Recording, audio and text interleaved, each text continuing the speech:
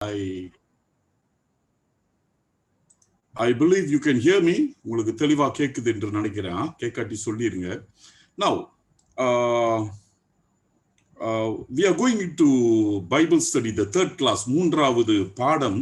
கொஞ்சம் நம்ம ஸ்லோவா போறோம். போன வாரம் 40 நிமிஷம் நான் உங்களுக்கு குறிப்பிட்டு சொன்னதுனால நான் அவசரமா இதை நடத்த வேண்டியது இருந்தது. சில காரியத்தை நான் சொல்லும் பொழுது எனக்கே அது திருப்தி கிடையாது. அவங்களுக்கு விளங்கிருச்சா இல்லையா என்று, உங்களுக்கு விளங்கிருச்சா இல்லையா என்று எனக்கு தெரியாது. ஸோ நான் கொஞ்சம் ஸ்லோவா போலாம் என்று நான் பிரயாசப்படுகிறேன். But I will finish by 9 o'clock.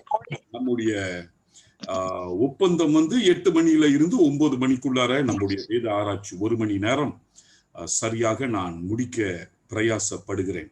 சரியா? அது முதலாவதாக. சரி, நம்ம தலைகளை வணங்கி ஜெபம் செய்த பிறகு நம்ம இந்த வேத ஆராய்ச்சிக்குள்ளார கடந்து செல்வோம். Let us pray. பிதாவே, நேரத்தை ஒப்பு கொடுக்கிறோம் சுவாமி. ஆண்டவரே, உம்முடைய கரங்களுக்கு சமர்ப்பிக்கிறோம்.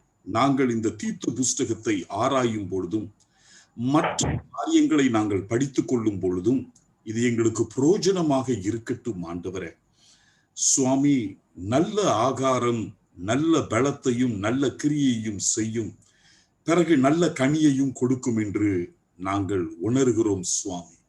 அதே போல தீமையான பொல்லாத பாவ ஆகாரங்கள், தவறான ஆகாரங்கள், தப்பான ஆகாரங்கள் எங்களுக்கு எந்த வகையிலும் அது பிரயோஜனமாக இருக்காது.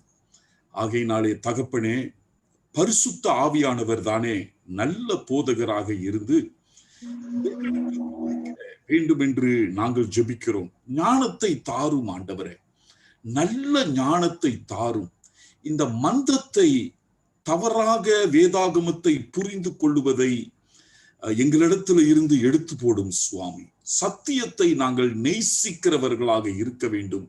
சத்தியத்தை மட்டும் நாங்கள் விரும்புகிறவர்களாக இருக்க வேண்டும் ஆண்டவரே. சத்தியத்தை அன்றி நாங்கள் எதையாவது பின்பற்றுவோம் என்றால் எங்களை சரிப்படுத்தி மறுபடியும் ஆண்டவரே உம்முடைய பாதைக்கு நல்ல மெய்ப்பனை போல கொண்டு வரும்படி நாங்கள் ஜெபிக்கிறோம் ஆண்டவரே.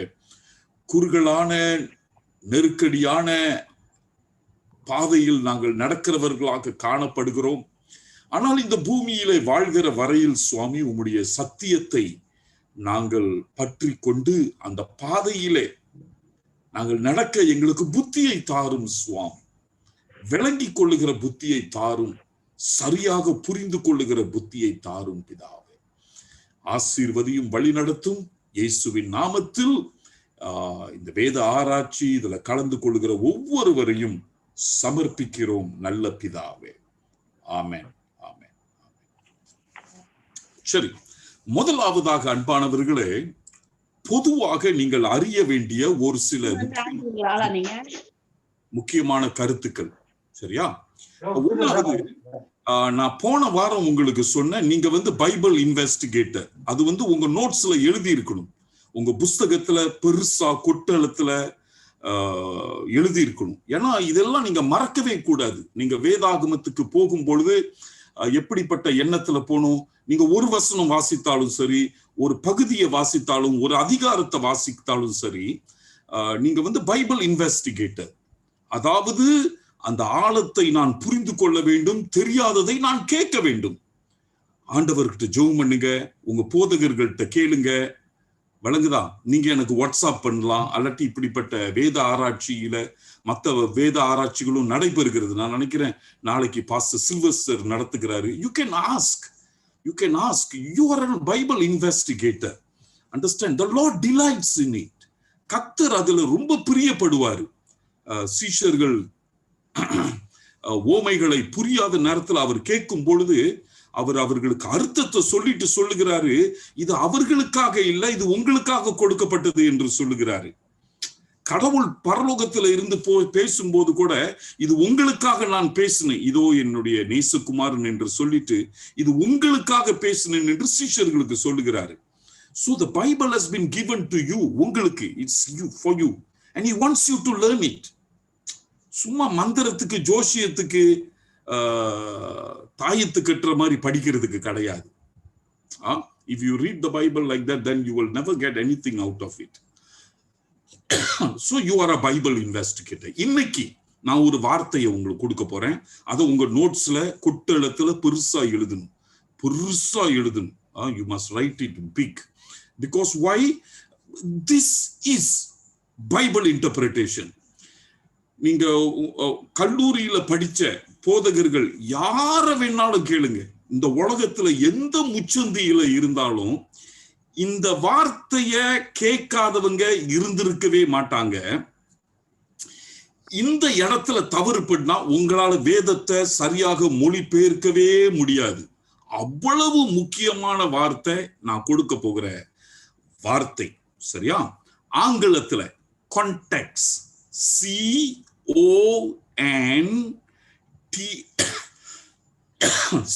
அங்க எழுதி இருக்குது CONTEXT, கான்டெக்ஸ்ட். தமிழ்ல சூழ்நிலை என்று சொல்லலாமா? கான்டெக்ஸ்ட், சூழ்நிலை, அந்த சூழ்நிலை. அதாவது நீங்க வேதாகமத்தை படிக்கும் பொழுது இந்த கான்டெக்ஸ்ட் அறிஞ்சு கொள்ளணும், இந்த சூழ்நிலையை அறிந்து கொள்ளணும். அதாவது ஒரு பகுதியை படிக்கிறீங்க, ஒரு வசனத்தை படிக்கிறீங்க, ஒரு வார்த்தையை படிக்கிறீங்க. கிருபை என்ற வார்த்தை, சமாதானம் என்ற ஒரு வார்த்தை, ஆசீர்வதிக்கப்படுவ என்ற ஒரு வார்த்தை. ஒரு வார்த்தையை படித்தா கூட அதை எந்த இடத்துல படிக்கிறீங்க, யாரு சொன்னா, யாருக்கு சொன்னா, எந்த சூழ்நிலையில சொல்லப்பட்டது, எந்த பட்டணத்துல சொல்லப்பட்டது, இதை எல்லாவற்றையும் என்ன செய்யணும்? நீங்க ஆராய்ச்சி பண்ணணும். இப்ப பாருங்க, நீங்க ஒரு பைபிள் இன்வெஸ்டிகேட்டர் நம்பர் 1. போன வாரம் சொன்னல, இப்போ ஒரு இடத்துல கொலை நடந்துருச்சு. நீங்க வேத ஆராய்ச்சி போலாம், இந்த கொலைகாரனை கண்டுபிடிக்க போறீங்க. அப்போ பார்த்துட்டு நீங்க வீட்டுக்கு போயிருவீங்க. பாருங்க, பார்த்தது உங்க ஞாபகத்துல இருக்கிறாது. அப்போ படம் பிடிக்கிறீங்க. ஒரு நல்ல கேமராமேனை வச்சு எல்லாத்தையும் படம் பிடிடா, இந்த ரூம்ல ஒரு இடம் விடாம என்ன செய்ய படம் பிடி. எல்லா இடத்தையும் படம் பிடிக்கிறீங்க. சிக்கு ஒரு 50 போட்டோ பிடிச்சிட்டாங்க. எல்லா முச்சந்தி எல்லாம் படம் பிடிச்சிட்டியா? எல்லாத்தையும் பிடிச்சிட்டியா? பிடிச்சிட்டேன். அப்போ வீட்டுல போய் உட்கார்ந்து நீங்க என்ன செய்யறீங்க? அந்த படத்தை திரும்ப திரும்ப திரும்ப பாக்குறீங்க. ஏன் பாக்குறீங்க? இந்த கொலை நடந்ததுக்கு ஏதாவது குழு ஆதாரம் உங்களுக்கு இந்த படத்துல கிடைக்குமா என்று. அவன் சொன்னானே மத்தியானம் நடந்துச்சுன்ட்டு, என்ன ஆதாரம் உங்களுக்கு கிடைக்கும்? விளங்குதா? அப்போ அந்த எல்லா போட்டோவையும் நீங்க திரும்ப திரும்ப திரும்ப திரும்ப பாக்குறீங்க. ஏதாவது ஒண்ணு கிடைக்குமா என்று, ஏதாவது ஒரு ஆதாரம் கிடைச்சி அந்த கொலைக்கு சம்பந்தப்பட்டது இந்த படத்துல இருக்குதா என்று. இப்ப நீங்க பைபிள் படிக்கும் போதும் அப்படிதான். விளங்குதா? ஒரு அதிகாரத்தை படிச்சுங்கன்னா, இல்லாட்டி ஒரு பகுதியை படிச்சுங்கன்னா, ஒரு படம் போல பார்த்து கொள்ளுங்க. ஒரு படம் போல நீங்க என்ன படிக்கிறீங்க? இது கடவுளுடைய வசனம், கடவுள் உங்களுக்காக கொடுத்தது. ஒவ்வொரு வார்த்தையும் முக்கியம், ஒவ்வொரு லைன் வரிசையும் முக்கியம், அந்த முழு பகுதியும் முக்கியம். அதனால நான் ஒரு பைபிள் இன்வெஸ்டிகேட்டர், எனக்கு எல்லாம் தெரியும். So I want to know everything. Understand? So அதனாலதான் நான் போன வாரம் சொன்னேன், நீங்க திரும்ப திரும்ப படிக்க வேண்டியது இருக்கும், திரும்ப திரும்ப அதை பார்க்க வேண்டியது இருக்கும், மெதுவா படிக்க வேண்டியது இருக்கும். ஏன்னா அதை புரிஞ்சு கொள்ளுகிறதுக்கு. ஒரு படத்தை நீங்க பாக்குற மாதிரி, நான் இப்ப உங்களுக்கு ஒரு படத்தை காமிச்சேன்னா, நான் காணிக்கை மேரி கிட்ட கத்துக் கொடுக்கும் போது அதை தான் செஞ்சேன். 2 வாரம் ஒரு படத்தை தான் காமிச்சேன். சும்மா ஒரு படத்தை இந்த வாட்ஸ்அப்ல என்னமோ அனுப்பி விட்டுருந்துச்சு. அந்த படத்தை போட்டு அந்த படத்துல உள்ளதெல்லாம் எழுதுன்னு சொன்னேன். விளங்குதா? நீங்க பாத்தீங்கன்னா 2 பேர் உட்கார்ந்து இருக்கிறாங்க, கடையில சாப்பிடுறாங்க, மீ கோரிங் மாதிரி இருக்குது, நாக்காளி இருக்குது, 2 மேசை தெரியுது, பக்கத்துல அந்த சர்வர் நிக்கிறான். அப்படிதான் எழுதுவீங்க. ஆனா அது மட்டும் அந்த படத்துல கிடையாது. இன்னும் நிறைய இருக்குது. நீ என்ன சட்டை போட்ட, அவன் என்ன சட்டை போட்டான், சாப்பாடு என்ன சாப்பாடு, நாக்காளிக்கு எத்தனை கால் இருக்குது, மேசைக்கு எத்தனை கால் இருக்குது, வால் என்ன கலர்ல இருக்குது, அந்த நிக்கிறவன் எவ்வளவு என்ன வளர்த்தியா இருப்பான். You understand? I'm just giving you an example. And this is how you approach the scripture and the passage. It will bless you. ஒரு புஸ்தகத்துல எழுதுங்களேன், நான் நிச்சயமா கேரண்டி பண்றேன், இட் வில் பிளஸ் யூ. ஏன்னா உங்க தாகத்தையும் உங்க ஏக்கத்தையும் உங்க ஆர்வத்தையும் நீங்க காட்டுகிற இந்த ஆசைய தெய்வம் ஆசீர்வதிப்பாரு. 2 தெசலோனியர் 2:9 வரல படிச்சு பாருங்க. இப்ப படிக்க வேணாம், நம்மளுக்கு நேரம் கிடையாது. 2 தெசலோனியர் 2ஆம் அதிகாரம் 9 வரையில போய் படிச்சு பாருங்க. தெய்வனுடைய சத்தியத்தை ஜனங்கள் நேசிக்காததுனால தவறான பாதையில் போவதற்கு கடவுள் அவர்களுக்குள் பொய்யின் ஆவியை அனுப்பிவிட்டார். Understand? Because they did not love the truth, the Lord has sent a delusion into them. அப்போ உன்னை தவறான பாதையில நடத்துறது யாரா? கடவுள். பைபிள் படிக்கிறவன கடவுள் தவறான பாதையில நடத்துறாராம். Why? We don't love the truth. அதான் அந்த பகுதியில இருக்குது. இந்த 2ஆம் வருகையில இந்த கள்ள தீர்க்கதரிசி வருகிறது குறித்து போட்டிருக்கிறது. இந்த 2ஆம் வருகையை குறித்து அதை பத்தி பேசுறாரு அந்த இடத்துல. அப்போ பவுல் சொல்லுகிறாரு, இப்படி உள்ளவெல்லாம் ஏமாந்து போயிருவீங்களா என்று தெசலோனியர் சபைக்கு எழுதுகிறாரு. எப்படி உள்ளவன்? ஆண்டவரின் சத்தியத்தை நேசிக்காதவன். எது சத்தியம் என்று நான் தெரியணும் என்று ஒரு அன்பு இல்லாட்டி நீ தவறா போயிருக்க. கடவுளே உனக்கு பொய்யின் ஆவியை கொடுத்துருவார். பொய்க்காரனும் உனக்கு பாதையில் அனுப்புவார். You understand? சோ அப்பனா என்ன அர்த்தம்? அந்த வசனத்தை அப்படி திருப்பி போட்டீங்கன்னா, அப்போ கடவுளுடைய சத்தியத்தை நேசிக்கிறவன நிச்சயமா ஆண்டவர் ஆசீர்வதிப்பார், கைவிட மாட்டார். நீ அப்படியே ராங்கா போனாலும் உன்னை தட்டி கிட்டி என்ன செஞ்சிருவாரு? உள்ள கொண்டு வந்துருவாரு. சரியா? இப்ப தீத்து முதல் படிச்சோம். 16 வசனங்கள் இருக்கு. முதல் 16 வசனங்கள் முதல் அதிகாரம் நம்ம இப்ப ஆராய போறோம். இன்னைக்கும் அடுத்த வாரமும் ஆராய போறோம். அதனாலதான் நான் உங்களுக்கு அந்த அந்த ஹோம்வொர்க் கொடுத்தேன், வீட்டு பாடம். கிரேத்தா தீவுல உன்னை விட்டேன்னு சொல்றாரு. அது என்ன தீவு? பாட்டிக்சன் மாதிரி இருக்குமா? பினாங் மாதிரி இருக்குமா? அது என்ன மாதிரி தீவு? அந்த ஜனங்கள் எப்படிப்பட்டவங்க? யார் அங்க குடியிருக்கிறா? தீத்து எப்படிப்பட்டவங்க மத்தியில ஊழியம் செய்ய போறாரு? You must know. அப்புறம் தீத்துவை பத்தி ஆராய சொன்னேன். தீத்து யாரு? யார் இவர்? யூதனா புறஜாதியா? யாருலா இவன்? எப்படிப்பட்டவரு? கடைசி வரல பவுலோடு இருந்தாரா? ஆனா பாதி வழியில விட்டுட்டு ஓடிட்டாரா? எப்படிப்பட்டவர்? தேமாஸ் என்று பவுலுக்கு அவர் குறித்து எழுதுகிறார். என்னோடு கூட இருந்தான், கடைசியில விட்டுட்டு ஓடிட்டான்ட்டு. பவுலோடு கூட இருந்து கூட விட்டுட்டு ஓடிடுறானுங்க. அழகுதா? சோ தீத்துவை பத்தி உங்களுக்கு தெரியணும். இவன் நல்ல ஊழியக்காரனா? இவன் வேற மாதிரி ஒரு ஆளா? பவுல் இவ்வளவு பெரிய பொறுப்பை இவன் கையில கொடுக்கிறாரு. இவன் யாரா இவன்? You must understand.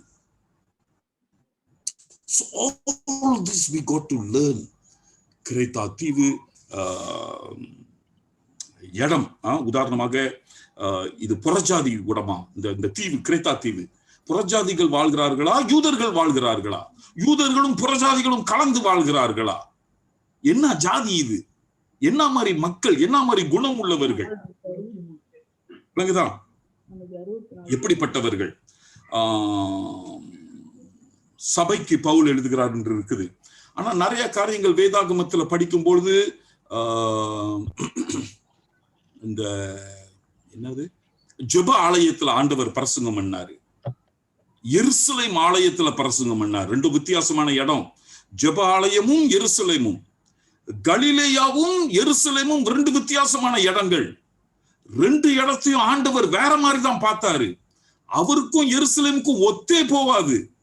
விளங்குதா? இதெல்லாம் நீங்க படிச்சாதான் வழங்கும். இப்படி படிச்சீங்கன்னா தான் வழங்கும். ஏன் எருசலேமை கண்டா வெறுக்கிறாரு இவரு? இல்ல, நான் ரைட்டா தான் சொல்றேன். உங்களுக்கு புரிஞ்சிச்சுன்னா உங்களுக்கு புரிஞ்சுக்கும். மெதுவா புரிஞ்சிடும். நான் பைபிள் ஸ்டடி முடிக்கிறதுக்குள்ளார 2-3 தடவை தான் எருசலேமுக்கு வந்தாரு. வரும்போதெல்லாம் சண்டை. இவரே சண்டை இழுப்பாரு. ஆலயத்துள்ளார போய் அடிச்சு உடைச்சு நொறுக்கி 2 தடவை சுக்கு நூறு ஆக்கிட்டாரு. இவர் எங்க உள்ளவரு? கலிலேயாவுல உள்ளவரு. You understand? He comes down from Galilee. His ministry was always in Galilee. You understand? எருசலேமுக்கு வந்துவாரு, விட்டுட்டு ஓடிடுவாரு. எருசலேம் போய் தொலைங்கடா அப்படின்றது. Because there's problem there. I'm trying to challenge you to read this. Understand? நான் வேணும்னுக்கே இப்படி இந்த மாதிரி பயங்கர வார்த்தைகள் பயன்படுத்துகிறேன். எனக்கு தெரியும் எதுக்காக நான் பயன்படுத்துகிறேன்னா, நீங்க அப்படி பார்க்கணும் பைபிளை. நீங்க சுவிசேஷங்கள் படிக்கும் போது எருசலேம்ல இருந்து கலிலேயாவுக்கு தேடிக்கிட்டு வருவாங்க இவருக்கு ப்ராப்ளம் கொடுக்கறதுக்கு. இவர் பேயி என்று சொல்றவன் அங்க இருந்து தான் வருவான். எங்க இருந்து வருவான்? எருசலேம்ல இருந்து வருவான். சோ கலிலேயாவுல ஊழியம், எருசலேம்ல ஊழியம். Why was he hating Jerusalem like this? I shouldn't use the word hate, but I want you to understand this. But that's what the scripture presents on surface reading. மேலோட்டமா நீங்க படிக்கும்போது அப்படிதான் நீங்க கண்டுபிடிப்பீங்க. Why is he hating Jerusalem? 2 தடவை சபை ஆலயத்துல பூந்து உடைச்சு நொறுக்கி தள்ளிட்டு போயிட்டாரு. Why? எதுக்காக? You must ask why. அப்படி எல்லாம் கேட்கணும். விளங்குதான்? புறஜாதிகளுக்கு எப்படி பேசினாரு, யூதர்களிடம் எப்படி பேசினாரு இல்ல, பாவிகளிடம் எப்படி பேசினாரு, பரிசேயனிடம் எப்படி பேசினாரு, யாரை ஏசினாரு, யாரை நியாயம் தீர்த்தாரு. All that we got to learn, understand, then only we can get the message. தனி ஆளுகிட்ட பேசி இருக்கிறாரு, பெரிய கூட்டத்துக்கிட்டையும் பேசி இருக்கிறாரு. தனி ஆளுகிட்ட எல்லாம் பேசும்போது என்ன பேசினாரு? உதாரணமாக யோவான் 3ஆம் அதிகாரத்துல நிக்கோதேமோஸ் கிட்ட பேசுறாரு. யோவான் 4ஆம் அதிகாரத்துல சமேரியா ஸ்திரீ கிட்ட பேசுறாரு. என்ன difference? What is the difference? You must ask all these questions. தனி ஆளுகிட்ட பாருங்க, நிக்கோதேமோஸ் கிட்ட ரட்சிப்பை பத்தி பேசுறாரு. and he takes time to tell him, clarify to him, and he takes time to talk to a Samaritan lady. 4ஆம் அதிகாரத்துல ஒரே ஒரு பொம்பளை அவ்வளவு நேரம் செலவழிக்கிறாரு. அந்த பொம்பளை கிட்ட போய் நான் தாண்டா மெஸ்ஸாயா என்று வெளிப்படுத்துகிறாரு. அந்த பொம்பளை கிட்ட நான் கொடுக்கிற ஜீவ தண்ணீர் நீ குடிச்சனா உனக்கு தாகமே எடுக்காதுன்னு சொல்லுகிறாரு. He never tells like this kind of secrets, truths, internal intimate truths of the kingdom to a crowd. Why does he do that? So you got to ask. சரியா? நீங்க கேட்கணும். You must ask.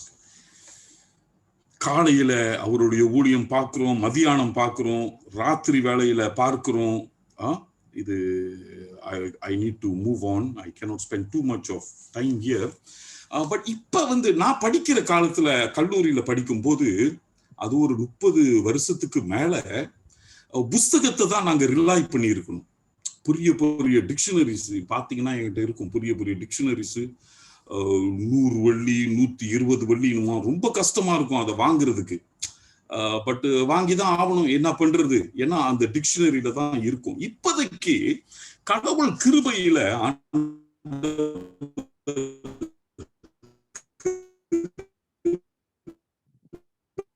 பெருகி இருக்கிறது. படிக்கலாம். நான் பாக்குறேன், இந்த கிரேத்தா தீவை பத்தி கண்டுபிடிக்கணுமேன்ட்டு நான் தட்டுறேன். எனக்கு வச்சிருக்கிற பெரிய புக்கா வச்சிருக்கிற டிக்ஷனரிலாம் இன்டர்நெட்ல அப்படியே வந்துருது. இதான் ஈஸ்டர்ன் டிக்ஷனரி சொல்லுகிறது, இதான் நியூ பைபிள் டிக்ஷனரி சொல்லுகிறது, இதான் ஓல்ட் டெஸ்டமென்ட் டிக்ஷனரி சொல்லுகிறது, எல்லாம் வந்துருது இல்ல, free. And it's in the internet, so easy for you to just cut and paste. You understand what I mean? So I cut and paste la. That's what I did. எனக்கு வேண்டியதை cut பண்ணி paste பண்ணிக்கிட்டேன் for these notes. கிரேத்தா தீவையும் தீத்துவை பத்தி படிக்கும்போது. So இவ்வளவு சலுகை இருக்கும் பொழுது don't waste. You are in the best of times. ஒரு லேப்டாப் இருந்துச்சுன்னா போதும், அப்படிப்பட்ட ஒரு நிலைமையில வந்துட்டோம். Praise God for that. So make use, study the background. சரியா? So Bible dictionaries, as I said, internetல எல்லாம் இருக்கு. போக I'll give you some web addresses. உங்களுக்கு நான் கொடுக்கிறேன். some commentaries பத்தி பேசும்போது நான் உங்களுக்கு கொடுப்பேன். எந்த கமெண்ட்ரியை நீங்க படிக்கணும், எதை படிக்க கூடாது, எந்த வெப்சைட்டுக்கு போகணும், எதுக்கு போகக்கூடாது என்று. ஏன்னா நிறைய இருக்குது. I will help you in that when we come deeper into Titus. சரி, okay, now we'll go to the next section. போன வாரம் நான் உங்களுக்கு சொன்னேன், நீங்க பைபிள் இன்வெஸ்டிகேட்டர். இந்த வாரம் உங்களுக்கு ஒரு முக்கியமான கருத்து கொடுத்திருக்கிறேன், கான்டாக்ட்ஸ். சோ நீங்க பைபிளை படிக்கும் போது இந்த 2 வார்த்தையும் மறந்துடவே கூடாது. I am a Bible investigator. Contacts. Study the context. Without studying the context, don't try to interpret it, you will go wrong. Context புரியாம, சூழ்நிலையை புரியாம மொழிபெயர்க்க நீங்க முயற்சி செய்தீங்க, you will go wrong. You will go totally wrong in the scriptures. சரியா? context. So நான் இந்த பாடம் முழுசும் அடிக்கடி இப்பயும் அப்பயும் இந்த கான்டெக்ஸ்ட பத்தி பேசிக்கிட்டே இருப்பேன். ஏன் தெரியுமா? இந்த கான்டெக்ஸ்ட நீங்க புரிஞ்சுக்கிட்டீங்கன்னா, சூழ்நிலையை புரிஞ்சுக்கிட்டீங்கன்னா, you are okay ready. 70% உங்களால மொழிபெயர்க்க முடியும். அதுக்கப்புறம் வேர்ட் ஸ்டடி, லிட்ரரி கான்டெக்ஸ்ட், அதாவது இது பாடலா, இது பிரசங்கமா, இது போதனையா, இட்ஸ் டிடாக்கே, அதெல்லாம் பிறகு. Tapi itu semua senang kan? Itu semua senang. Ini saja yang perlukan banyak kerja. You need a lot of work. And lot of asking. Contacts. 2 வார்த்தை. Okay, all about Titus. தீத்துவ பத்தி இப்ப நீங்க பேசுகிற நேரம், நான் கொஞ்ச நேரம் ரெஸ்ட் எடுக்கிற நேரம், ஒரு 5 நிமிஷம், ஒரு 10 நிமிஷம். டைட்டஸ பத்தி இப்ப யாராவது நீங்க சொல்லலாம், நீங்க அன்மியூட் பண்ணிட்டு, நான் டைட்டஸ பத்தி இதை படிச்சேன் அப்படின்ட்டு. படிக்காதவங்க நிச்சயமா நீங்க அமைதியா இருந்துருவீங்க, பரவாயில்ல, அது பிரச்சனை கிடையாது. நீங்க நோட் புக்ல எழுதி கொள்ளுங்க. ஒருவேளை நீங்க டைட்டஸ பத்தி எழுதி இருக்கலாம், வேற ஒரு ஆளு இன்னொரு கருத்தை சொல்லலாம், அதையும் எழுதி கொள்ளுங்க. ஓ ஆமா, இதை எங்கேயோ விட்டுட்டனே அப்படி என்று. நீங்க டைட்டஸ பத்தி பேசும்போது பைபிளை ஆதாரமா வச்சு பேசணும். கிரேத்தா தீவை பத்தி சரித்திரத்தை நம்பி இருக்கலாம், அது பைபிள்ல கிரேத்தா தீவை பத்தி இருக்காது அதிகமா. பவுல் தீத்து அங்க விட்டார் மட்டும்தான் இருக்கும். அப்ப கிரேத்தா தீவு எப்படிப்பட்ட தீவு என்று ஆராய்ச்சியாளர்கள் எழுதியிருப்பாங்க, அது ஓகே. ஆனா தீத்துவ பத்தி, நான் தோசை கடைக்கு போனேன், அங்க மாமா சொன்னாரு தீத்துவ பத்தி நீ எழுதி வச்சிருக்க கூடாது, அது தப்பு. விளங்குதா? தீத்து must, Titus you must only get it from scriptures. Okay, let's go to Titus. Who can start saying something about Titus? யார்?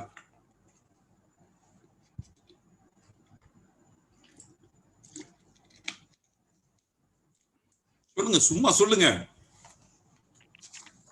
எனக்கும் உதவியா இருக்கும் நீங்க சொல்ற நோட்ஸ். என்னடா யாருமே பேச மாட்டீங்க? சுமதி, ஓகே. தீத்து ஒரு கிரேக்கர். இது ரொம்ப முக்கியம். This is very important already. Titus is not a Jew. Understand? Titus is not a Jew, because when you study the book of Titus, sorry for this explanation, but I just want to take this time la. அவன் கிரேக்கன் என்பதுவே ஒரு பெரிய முக்கியமான காரியம். ஏன்னா circumcision is going to be a problem. சரியா? And you must understand, Titus is a Greek. He is not a Jew. Okay, right, continue. Gentile, sorry. கிரேக்கர்னு கலாத்தியர் 2வது அதிகாரம் 3வது வசனத்துல இருக்குது. அவர் பவுலோடு கூட சுவிசேஷம் கற்றுக்கொண்டு ஞானஸ்தானம் பெற்றிருக்கிறாரு. உடன் ஊழியக்காரரா மாறினாரு. அதுதான் தெரியுது. ஓகே, வேற okay, continue. Good, thank you. இன்னும் நிறைய இருக்குது டைட்டஸ் பத்தி. First, Titus was with Paul and Barnabas when they went to Jerusalem to discuss about the circumcision of Gentiles. எங்க இருக்கு? Acts 15:2ல இருக்கும். Okay, Acts chapter 15. And the proof Galatians 2:3. So பவுலும் பர்னபாஸும் ஆந்தியோக்ல இருக்கிறாங்க. சபையில கொஞ்சம் பிரச்சனை. அதாவது சில யூதர்கள் நீங்களாம் கிறிஸ்டியன்ஸ் ஓகே தான், அதெல்லாம் தப்பு கிடையாது, ஆனா விருத்த செய்யணும் அப்படின்னு சொல்லிட்டாங்க. சரியா? இதை சமாளிக்க முடியல, பிரச்சனைக்கு பதில் கண்டுபிடிக்க முடியல. யாரு ரைட்டு யாரு ராங்? சோ அந்தியோக்குல இருந்து எருசலேமுக்கு வருகிறாங்க. Pavul, Barnabas, they were the main leaders in Antioch. We all know that. கூட யார் வரா? டைட்டஸ். கூட டைட்டஸ் வரார். What does it mean? அப்படின்னா என்ன நினைக்கிறீங்க இந்த தீத்துவை பத்தி? சரி, ஓகே, பரவாயில்ல, அதுக்கு போவேனால நம்மளுக்கு ரொம்ப நேரம் எடுத்துணும். I feel Titus is a very important figure. Titus is already a man who serves the leaders. தீத்து வந்து கூட கூட்டிட்டு போறாங்கன்னா, தீத்து வந்து இளம் வயசு, நம்மள அனைவருக்கும் தெரியும். என்னுடைய மகன் என்று Pavul எழுதுகிறாரு.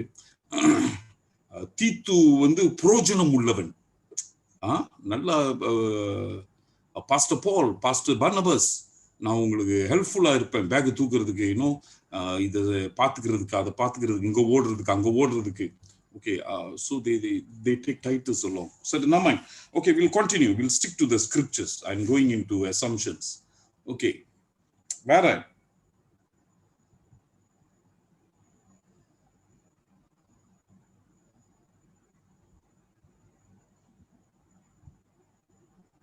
Pastor, Titus is a young guy who is eligible to teach elders. அப்படின்ட்டு எப்படி இந்த அதிகாரத்துல நம்ம பார்க்கிறோம். இந்த வசனத்துல என்னது Richard? Titus is a young guy. Okay.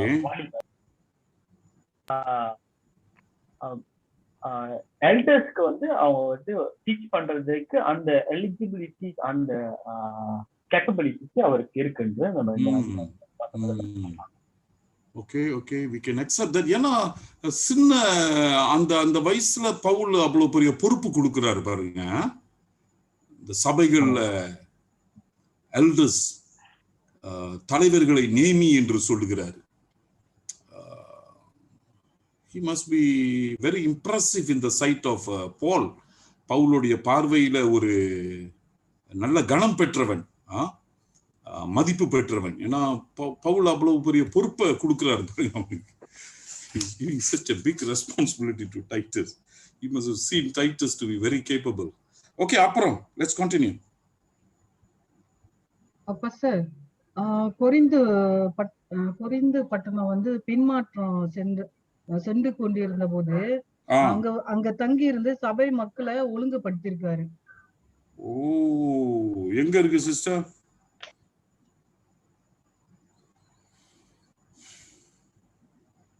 எங்க இருக்கு வசனம் சிஸ்டர்?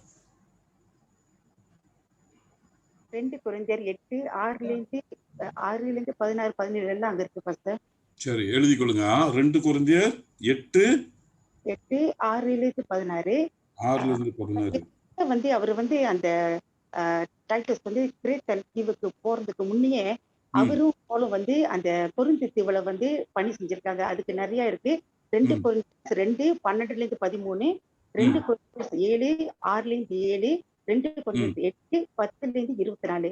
ஸோ அவங்க இந்த கிரேட்டா தீவுக்கு போறதுக்கு முன்னுக்கு ஒரு செவரல் இயர்ஸ் லேட் அங்கேருந்து வரும்போது அவங்க அங்க செஞ்சுட்டு தாங்க வந்திருக்காங்க. அப்ப டைட்டஸ் வந்து இந்த பால் கூட இங்க வந்து செய்யல, அவர் முன்னுக்கே அவரு கூட வந்து ஊழியம் செஞ்சிருக்கிறாரு.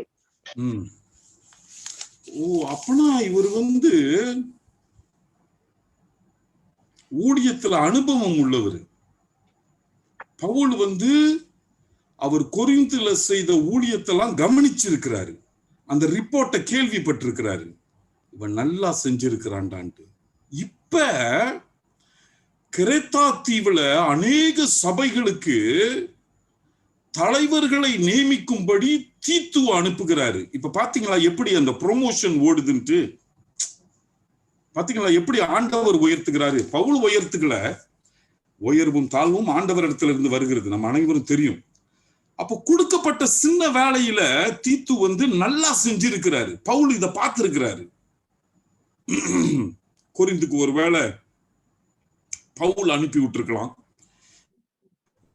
எருசலேமுக்கு பவுல் கூட்டிட்டு போறாரு கூட. கொரிந்துக்கு பவுல் தான் இந்த தீத்துவை அனுப்பி இருக்கணும். இதையெல்லாம் பவுல் கவனிக்கிறார், எப்படி செய்யறான்ட்டு.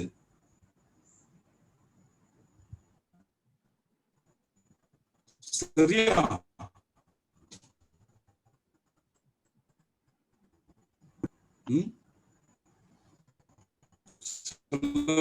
நம்ம சர்ச்சில் பாருங்க, நான் மினரல் போட்டை தண்ணி தாவம் எடுக்கிறேன், மினரல் போட்டை வாங்கிட்டு வாடான்னு சொன்னா, தண்ணி தாபம் எடுத்து காஞ்சி தொண்டை கருப்பா போன பிறகு 1/2 மணி நேரம் சென்று வருவான் போத்தலோடி.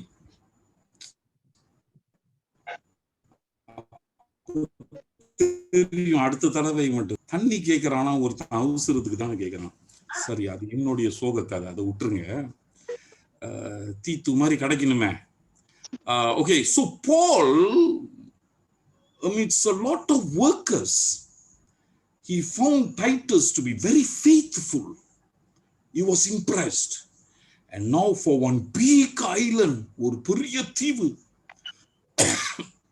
மெடிட்டரேனியன் கடல்ல இருக்கு, தீவிட்டு Paul, தீத்து போடா, எல்லா சபைகளையும் தலைவர்களை நேமி, நீ நேமி என்று சொல்லுகிறார். ஓ, amazing, amazing responsibility, amazing responsibility. Okay, what else? வேற we'll go quickly. நீங்க அப்படி படிச்சுக்கிறீங்களா தீத்து?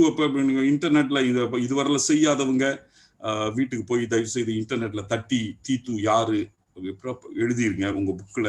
நான் வந்து பிரிண்ட் பண்ணி ஃபைல் பண்ணி வச்சுக்கிட்டேன். நீங்க சொன்னதெல்லாம் என்கிட்ட இருக்குது. சரியா? 4:10 இருக்குது. கலாத்தியன்ஸ் 5:1-6 கூட அவரை பத்தி போட்டிருக்காங்க, தீத்துவை பத்தி. Try to read everything about Titus. You will get an idea of who this guy is and why Paul was impressed. யார் இந்த தீத்து, ஏன் பவுலுக்கு பவுல் பார்வையில் இவர் கனம் பெற்றவர் என்று. ஓகே, சீக்கிரமா கிரேத்தா தீவுக்கு வந்துருவோம். I got a lot of lessons to share, but முடிக்க முடியுமான்னு தெரியல.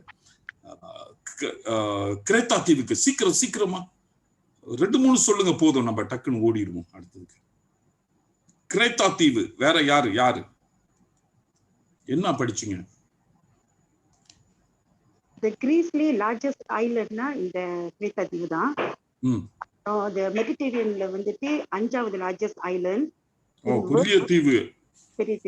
இந்த வேர்ல்ட் பாத்தீங்கன்னா 88வது இடத்துல பெரிய தீவுன்னு போட்டிருக்காங்க. சரி. So then population வந்து 634,930 2019 உள்ள கணக்கு. ஏரியா வந்து இப்ப உள்ளத கண்டுபிடிக்க கூடாது.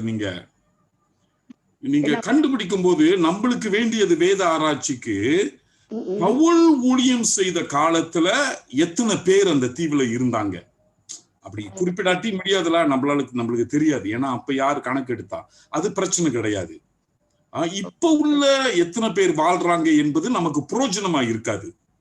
இப்ப எவ்வளவு பேர் வாழ்ந்தா என்ன, பாச பேசினா என்ன, சாப்பிடுறான் இத்து கிட்ட அப்பரு. நம்மளுக்கு தேவைப்படுகிறது வந்து பவுல் காலத்துல. ஏன்னா தீத்து புஸ்தகத்தை நம்ம மொழிபெயர்க்க போகிறோம். We are going to find out all about Titus. அதனாலதான் அந்த book of Titus. ஓகே, நீங்க கொண்டு அந்த மெஷர்மென்ட் சொன்னீங்க, சொல்லுங்க.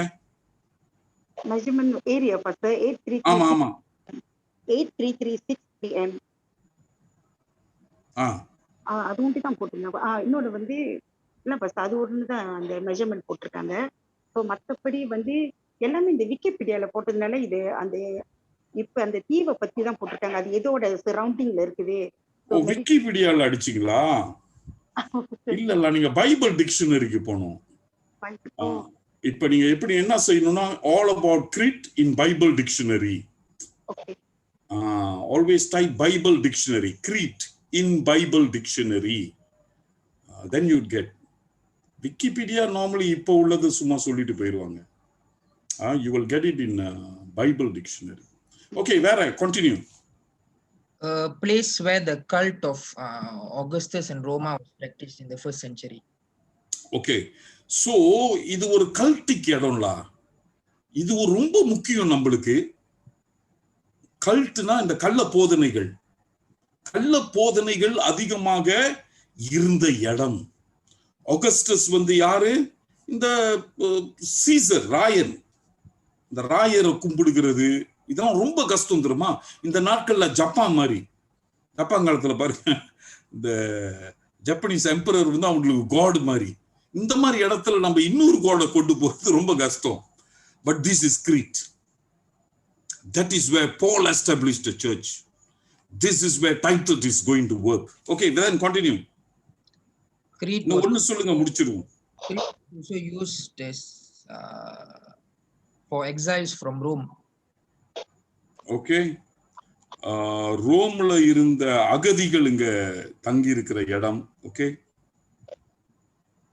The Cretans, according to the poet Epimenides, 600 before Christ, men of Crete are always liars, evil and beastly, lazy and greedy. யாரு? அது men of Crete. எப்படிப்பட்டவங்க? Liars, evil and beastly, lazy and greedy. அது போல சொல்லுவாரு. எங்க இருக்காது? Chapter 1 verse 12, Titus 1:12. Okay, தீத்து 1வது அதிகாரம் 12வது வசனம். The Cretans are liars, evil beasts and slow bellies. Pavul வந்து அவர்களுடைய தத்துவர்களே இப்படி பத்தி அவங்கள பத்தி பேசுறாங்கன்ட்டு. இப்ப பாத்தீங்களா, இந்த கிரேத்தா தீவை பத்தி ஒரு அளவு நமக்கு புரிய முடிகிறது. அகதிகள், கள்ள தெய்வங்களை வணங்குறவர்கள், அவனுக்கு புத்தியும் எப்படிப்பட்ட புத்தி ஆயிடுச்சு பார்த்தீங்களா? பொய்காரன். அந்த 12வது வசனத்தை வரிசிட்டு பாருங்க.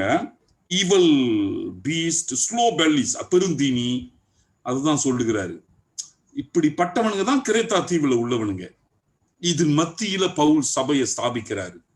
சோ தீவு, கள்ள போதனைகள், ஜனங்கள் பயங்கரமானவர்கள், இப்படிப்பட்ட சபை எப்படிப்பட்ட சபையா இருக்கும்? இந்த மாதிரி இடத்துல ஒரு சர்ச்சை கட்டுனீங்கன்னா என்ன மாதிரி சர்ச்சா இருக்கும்? இப்ப சிங்கப்பூர்ல ஒரு சர்ச் கட்டுறதும், ஒரங் அஸ்லி கம்பத்துல போய் ஒரு சர்ச் கட்டுறதும் ரொம்ப வித்தியாசம். எது ஸ்ட்ராங் வீக்ன்ட்டு நான் சொல்லல, ஆனா சர்ச்சுகள்ல வேற வேற மாதிரி குணாதிசயம் இருக்கும். சிங்கப்பூர்ல ஊழியம் செய்யற மாதிரி ஒரங் அஸ்லி சர்ச்சுக்கு நீங்க ஊழியம் செய்ய முடியாது. ஒரங் அஸ்லியில செய்யற மாதிரி சிங்கப்பூர்ல செய்ய முடியாது. கிரேத்தா தீவு, இது தீவு. secluded people, refugees, அகதிகள். சரியா? அகதிகள் நிறைந்த இடம், கள்ள பயங்கர கல்ட்டு உள்ள இடம், கள்ள போதனைகள் நிறைய இருக்குது. ரோமன் அரசன் இந்த ஆகஸ்டஸ் கல்ட் எல்லாம் இருக்குது அங்க. ஜனங்கள் எப்படிப்பட்டவனுங்க? எல்லாம் பொய்காரனுங்க. கொஞ்சம் ஏமாந்தா கழுத்தை அறுத்துருவானுங்க, அப்படிப்பட்டவனுங்க. And Paul establishes a church and puts Titus there to be in charge. Amazing. இது ஏன் முக்கியம்னா, நம்ம தீத்து புஸ்தகத்தை படிக்க இது எல்லாம் வரணும். பேக்ரவுண்ட், நீங்க படம் எடுத்துட்டீங்க, இப்ப இன்னும் எடுக்கணும், நம்ம தொடர்ந்து எடுப்போம் பிறகு. Okay, right, let's continue. இப்ப நான் கொஞ்ச நேரம் உங்களுக்கு தீத்து புஸ்தகத்துடைய பாடத்தை நான் சொல்லி கொடுத்துடுறேன். இன்னும் 20 நிமிஷம் தான் இருக்கு. I wanted at least 30 minutes, but I will try to be very fair and I want you to understand this. Now,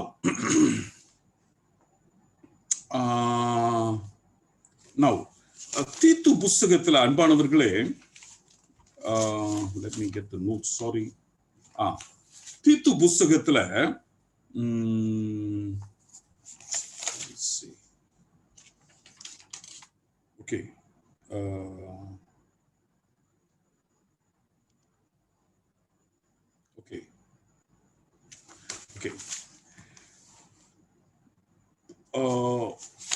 போன வாரம் நான் சொன்னது உங்களுக்கு கொஞ்சம் விளக்கிடுறேன், ஏன்னா இது வந்து கொஞ்சம் முக்கியம்ல, நீங்க புரிஞ்சுக்கிட்டீங்களான்னு தெரியல.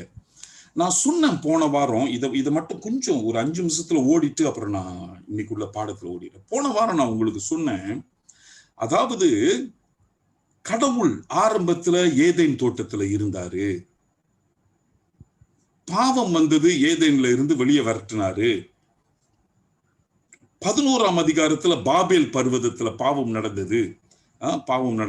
ஆனா ஆண்டவர் ஜனங்களை சிதறடித்தாரு உலகம் எங்கும் போறதுக்கு.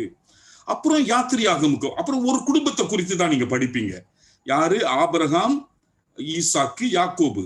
கடவுள் இந்த 3 பேரு மத்தியில தான் அசைவாடினாரு. ஜோசப்பையும் சேர்த்துக் கொள்ளுவோம், யோசேப்பையும். இந்த 3 பேர் மத்தியில தான் அசைவாடினாரு. கானான் ஊர்ல சுத்திக்கிட்டே இருந்தானுங்க, கானான், எகிப்து. அப்புறம் எகிப்துக்கு போனோன்னே அங்க வந்து சிறையிருப்புல இருந்தாங்க 40 வருஷம். அப்ப அந்த கதை இருக்குது. அப்புறம் எகிப்துல இருந்து விடுதலை ஆகிறது. அப்போ ஆண்டவர், அன்பானவர்களே, அந்த நாட்கள்ல இந்த குறிப்பிட்ட ஜனங்களோடு தான் இருந்தாரு. இல்ல, மத்த இடத்துல இல்லைன்னு சொல்லல. அவருடைய அசைவாடுதல், அவருடைய நடத்துதல், அவர் வெளிப்பாடு, அவர் பேசினது was confined to these people. Let's go to Israel. Israel வெளியே வந்தாங்க, சரியா? எகிப்து சங்காரமா போயிருச்சு, முடிஞ்சிச்சு. எகிப்துல அவனுங்க தெய்வத்தை வணங்கி கொண்டிருந்தானுங்க. இஸ்ரவேல் 400 வருஷம் எகிப்துல தான் இருந்தானுங்க. ஆனா அவருடைய பிரசனமும் வெளிப்பாடும் இஸ்ரேல் மத்தியில தான் இருந்துச்சு, நாட் இன் ஈஜிப்ட். அப்புறம் வெளியே கொண்டு வந்துருவோம். வெளியே வந்து கானானுக்கு திரும்ப வந்துட்டானுங்க, இஸ்ரேலுக்கு வந்துட்டானுங்க. யோசுவா கிட்ட சொல்றாரு, எல்லாத்தையும் அழிச்சு போட்டுடுறா. அவனுக்கு விக்கிரகக்காரனுங்க, அவங்களுடைய பாவம் நிறைவுக்கு வந்துருச்சு. Their sins have been come to fulfillment. Destroy them. எல்லாத்தையும் அழிச்சு போடு. அம்மோனியர்கள், மோபியர்கள், கிபனைட்ஸ், நீங்க படிக்கிறீங்களே, ஹிட்டைட்ஸ், ஜெபூசைட்ஸ், அம்மோனைட்ஸ், எல்லாத்தையும் வெட்டுறான்ட்டாரு. 10 கட்டளையை யாருக்கு கொடுத்தாரு? இந்த ஜனங்களுக்கு தான். தீர்க்கதரிசிகளை யாருக்கு அனுப்பினாரு? இவனுங்களுக்கு தான். விளங்குதான்? நம்ம பைபிள்ல இந்த தீர்க்கதரிசி, அந்த தீர்க்கதரிசின்னு படிச்சுக்கிட்டு இருக்கணும். ஓ, மீகா வந்தாரு, ஆமோஸ் வந்தாரு, ஒபடையா வந்தாரு, ஐசையா வந்தாரு, எலியா வந்தாரு, எலிஷா வந்தாரு. எங்களா ஊழியம் செஞ்சாங்க? They ministered among the Israelites. What about the Moabites, the Ammonites, the Hittites, the Jebusites? God was not there. The grace, நான் சொல்லுகிறேன், இவர்களுக்கு கிடைத்த கிருபை அவர்களுக்கு கிடைக்கலையே. அதுதான் நான் சொல்ல வரேன். புதிய ஏற்பாட்டுக்கு வந்துருவோம். நான் போன வாரம் படிச்சோம் பார்த்தீங்களா? பவுல் எதுக்காக அனுப்பப்பட்டாரு? டு த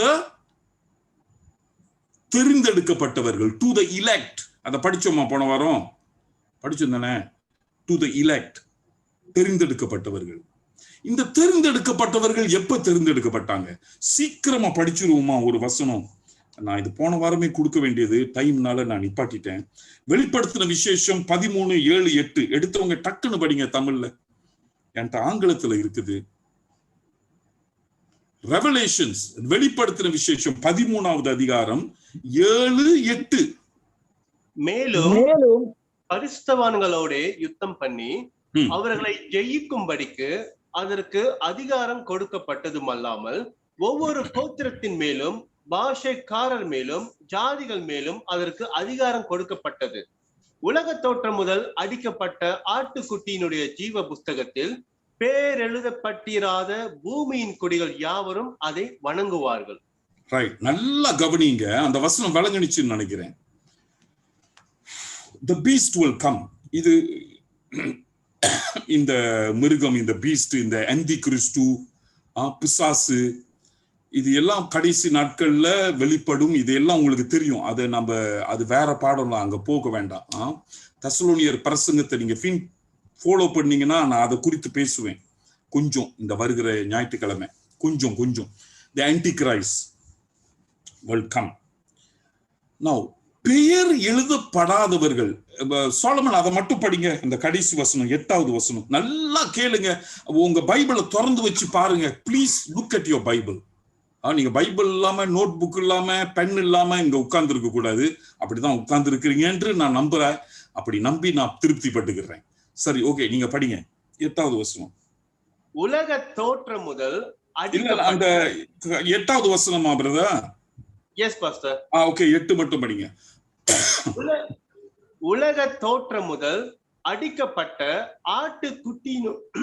ஆட்டுக்குட்டியினுடைய ஜீவ புஸ்தகத்தில்.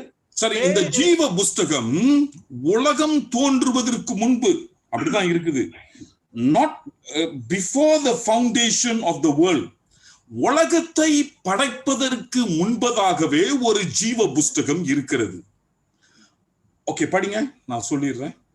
ஜீவ புஸ்தகத்தில் பேர் எழுதப்பட்டிராத பேர் எழுதப்படாத, அப்பனா உன் பேர் அந்த புஸ்தகத்துல இல்லனா நீ என்ன செய்வ? படி.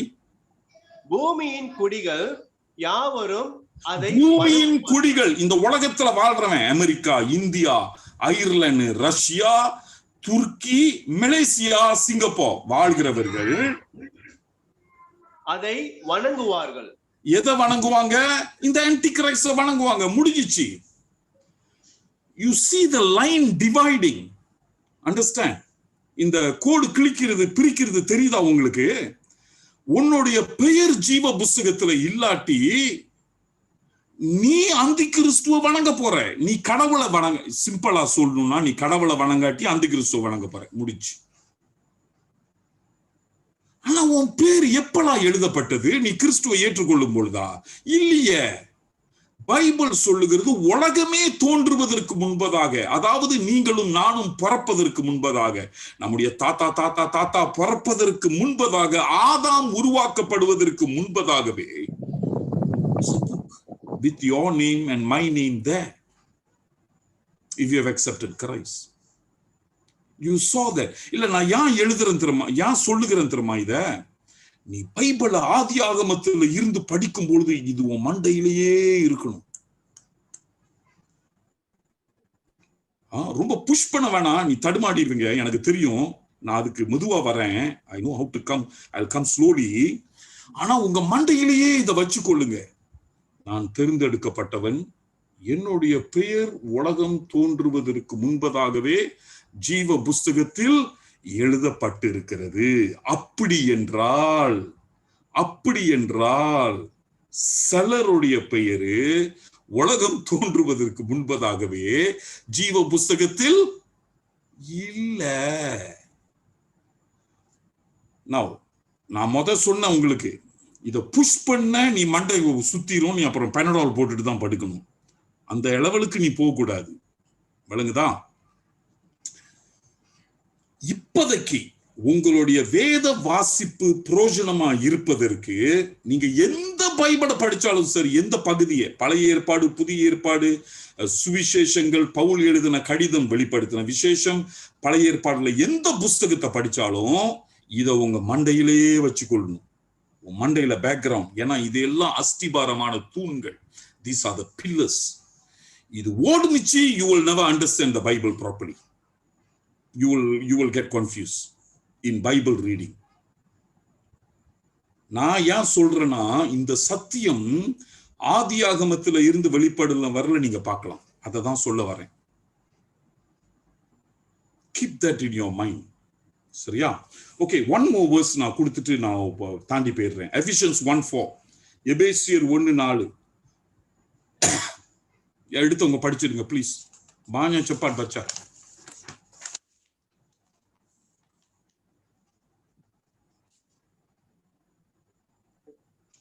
தமக்கு முன்பாக நாம் அன்பில் பரிசுத்தம் உள்ளவர்களும்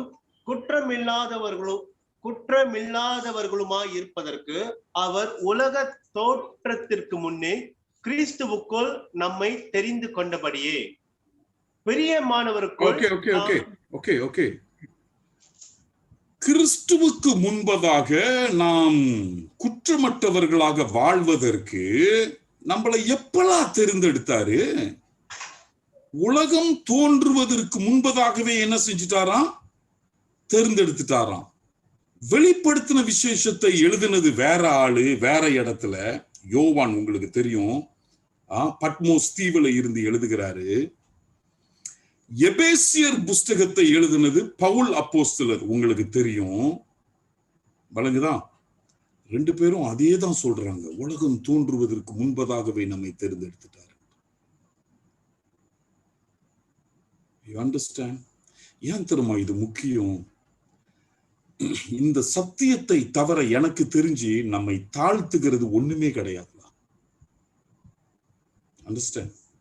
அதுக்கு பிறகு வருகிறேன், இப்ப இல்லை. பட் தாழ்மையை கத்து கொடுக்கணும்னா இந்த அடிஸ்தல சத்தியம் தான்.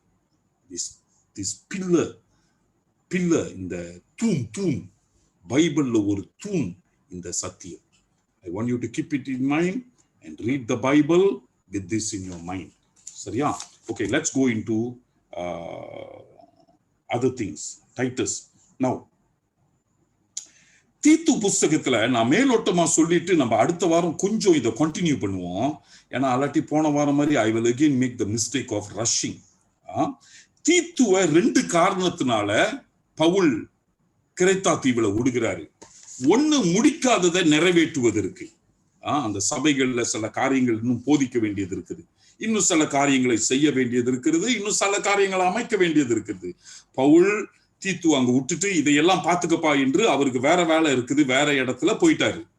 தீத்து அங்க விட்டுட்டு போயிட்டாரு. And he knew Titus was a very capable man. எல்லா சபைகள்லயும் அன்பானவர்களே இப்படிதான். Any church where you go, நீங்க எங்க இருந்தாலும் ரெனோவேஷன் தேவை, கான்ஸ்டன்ட் ரினியூவல் தேவை. சபைகள்ல சீர்திருத்தங்களும் புதுப்பிப்பும் எப்பயுமே என்னது தேவை. ஒரு கட்டடம் போல நினைச்சுக்கொள்ளுங்களேன். பைபிள்ல சர்ச் இஸ் a building என்று குறிப்பிடப்பட்டிருக்கிறது, ஒப்பிடப்பட்டிருக்கிறது. கொஞ்ச நாள்ல பெயிண்ட் அடிக்கணும். இப்ப நம்ம சர்ச் பாருங்க, டிஓசி ஸ்கூடா எடுத்துக்கிட்டீங்கன்னா பெயிண்ட் அடிக்க நேரம் ஆயிடுச்சு. அந்த மாதிரி சர்ச்சஸ்க்கு பெயிண்ட் அடிக்க வேண்டியது வரும். சில இடத்துல ஒழுவும், அதை ரிப்பேர் பண்ணணும். ஆளு கூட வருவாங்க, இதை உடைச்சிட்டு இப்படி கட்டுவோமே என்று ஒரு ஐடியா வரும். So every search is like that, எல்லா சர்ச்சுமே. ஸோ இது ஒரு காரணம் அன்பானவர்களை, இந்த தலைமத்துவம் தேவை. தீத்துக்கிட்ட சொல்லுகிறாரு, இன்னும் முடிக்காததை என்ன செஞ்சிரு நீ நிறைவேற்றுவதற்காக உன்னை எபேசு பட்டணத்துல கிரேத்தா தீவுல விட்டுட்டு போறேன். அதை விட்டுருவோம், அதை அடுத்த வாரம் இன்னும் கொஞ்சம் டீட்டெயிலா பேசுவோம். 2வது அன்பானவர்களே, தலைவர்களை நேமி என்று சொல்லுகிறாரு. சரியா? Now 5 to 7 தீத்து 1ஆம் அதிகாரம் 5-7 வரல. Quickly somebody read and then I will explain and we are done. நீ குறைவாய் இருக்கிறவைகளை ஒழுங்குபடுத்தும்படிக்கும் நான் உனக்கு கட்டளையிட்டபடியே பட்டணங்கள் தோறும் மூப்பரை ஏற்படுத்தும்படிக்கும் உன்னை கிரேத்தா தீவிலே விட்டு வந்தேனே. குற்றஞ்சாட்டப்படாதவனும் ஒரே மனைவியையுடைய புருஷனும் துன்மார்க்கர் என்றும் அடங்காதவர்கள் என்றும் பேரெடுக்காத விசுவாசம் உள்ள பிள்ளைகளை உடையவனுமாகிய ஒருவன் இருந்தால் அவனையே ஏற்படுத்தலாம். ஏனெனில் கண்காணியானவன் கண்காணி. Right, okay. Now listen. 5வது வசனத்துல மூப்பர் என்று சொல்லுகிறாரு, மூப்பரை ஏற்படுத்து என்று. 8வது வசனம் தமிழ்ல நினைக்கிறேன், 7வது ஆங்கிலத்துல கண்காணி என்று சொல்லுகிறாரு. ஆங்கிலத்துல என்னன்னு சொல்லுகிறேன், எல்டர், அப்பாயிண்ட் எல்டர்ஸ். நிறைய சபைகள் இருக்குது. அது இந்த தீத்து பட்டணம் நான் நினைக்கிறேன் 140 மைல் தூரம் நினைக்கிறேன். நீளம் 140 மைல்ஸ் எழுதி வச்சேனே, 140 miles. Correct, I am right. 140 miles, 140 mile. It's quite a distance. Quite a distance. Now அதுல நிறைய சபைகள் இருக்குது. பவுல் ஒரு இடத்துல சபையை ஸ்தாபிக்கல, ஊழியக்காரர்கள் மற்றவர்கள் இருக்கலாம், சபைகள் நிறைய ஸ்தாபிக்கப்பட்டிருக்கிறது. பாஸ்டர்ஸ் கிடையாது. ஸோ தீத்துக்கிட்ட சொல்ற எல்லாத்துக்கும் பாஸ்டர், தலைவர்களை நேமி என்று சொல்லுகிறாரு, ப்ளூரல். ஸோ ஒவ்வொரு சபையிலையும் மோர் தென் 1 பாஸ்டர்ஸ் ஆர் தேர், மினிஸ்ட்ரி ஊழியம் செஞ்சுக்கிட்டு இருக்கிறாங்க. 8வது வசனத்துல அவர்களை கண்காணி என்று சொல்லுகிறாரு, ஓவர்சியர். எபிஸ்கோபியோ கிரேக்க வார்த்தையில அதுக்கு என்ன அர்த்தம்? அதுல இருந்துதான் நம்மளுக்கு பிஷப் என்று வார்த்தை வருகிறது. இப்ப நிறைய பேர் பிஷப் என்று பட்டம் ரொம்ப சந்தோஷமா வச்சுக்கொள்றாங்க, பிஷப் பிஷப் பிஷப் என்று. சரியா? எபேசியர் 4ஆம் அதிகாரத்துல பாஸ்டர்ஸ் என்று ஒரு வார்த்தை இருக்கிறது, மெய்ப்பன் என்று. நீங்க பைபிளை படிச்சு பாத்தீங்கன்னா, நான் இத ஆழமா அடுத்த வாரம் பேசுறேன், கொஞ்சம் விட்டுருங்க. ஏன்னா நான் இன்னொரு டாபிக்கு போகணும் அடுத்த வாரம். இந்த மூப்பர்கள் கண்காணி, அதாவது பிஷப் பொய்மேனோ அதாவது மெய்ப்பர்கள், அல்லாவிட்டால் பாஸ்டர்ஸ் என்ற வார்த்தை நமக்கு வருகிறது. இந்த கிரேக்க வார்த்தை பொய்மேனோ என்று சொல்லப்பட்ட வார்த்தையிலிருந்து பாஸ்டர்ஸ், ஷெப்பர்ட்ஸ் என்று உங்க பைபிள்ல இருக்கும். இது எல்லாமே ஒரே ஆபீஸ் தான், ஆனா வேற வேற என்ன செய்யப்பட்டிருக்கிறது, பெயர்கள்ல பவுல் அவர்களை குறிப்பிடுகிறாரு. சோ எல்டர், பிஷப், பாஸ்டர் எல்லாம் என்னது, சேம் சேம். சரியா? It's same. நீங்க பைபிளை படிக்கும் போது இன்னைக்கு செயல்முறைக்காக வித்தியாசத்தை காண்பிப்பதற்காக இப்போ உள்ள சபைகள் வந்து pastors, reverend, bishop, Pope. Pope வந்து இப்ப இதுவரையில நான் நினைக்கிறேன் கத்தோலிக் சபை தான் வச்சிருக்கிறானுங்க. ஆனா இந்த கரிஸ்மேட்டிக்காரனுங்க விட மாட்டானுங்க, அதையும் புடுங்கிடுவானுங்க. இன்னும் கொஞ்ச நாள்ல பாருங்க போப்புன்னு ஒரு 5-6 பிறக்க போகுது மலேசியாவிலையும் சிங்கப்பூர்லயும். சரியா? நம்ம யாரதான் விட்டு வச்சோம்? எவனையும் விடுறது கிடையாது. போப்பு, பிஷப்பு, கார்டினல், ப்ராஃபட், அப்போஸ்தலர் எல்லாம் வந்துரும். சரி, பரவாயில்ல, அதை விட்டுருங்க. We leave that alone. So, but Paul is actually talking about one responsibility, the pastor, the bishop, or the elder. It's all the same. It's all the same. Understand? It's all the same. சரியா? இன்னும் ஒரு 2 காரியம் சொல்லிட்டு முடிச்சிடுறேன். I will finish it by 9. Then I leave it for questions. Pavul குணாதிசயங்களை குறித்து எழுதுகிறார். எப்படிப்பட்டவர்கள் என்னவா இருக்கணும்? எல்டரா இருக்கணும், பிஷப்பா இருக்கணும், அல்லாட்டி பாஸ்டரா இருக்கணும்ட்டு.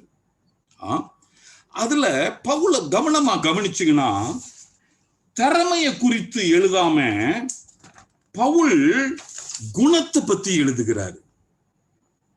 சரியா? நல்லா பாடுகிறவனா இருக்கணும், நல்லா பிரசங்கியாரா இருக்கணும், ஏபிள் டு டீச் என்று இருக்குது பைபிள்ல, அதாவது கத்து கொடுக்கிறவனா இருக்கணும். ஓகே. ஆனா இந்த இடத்துல பவுல் அன்பானவர்களே ஒரு மனுஷனுடைய குணத்தை பத்தி எழுதுகிறாரு.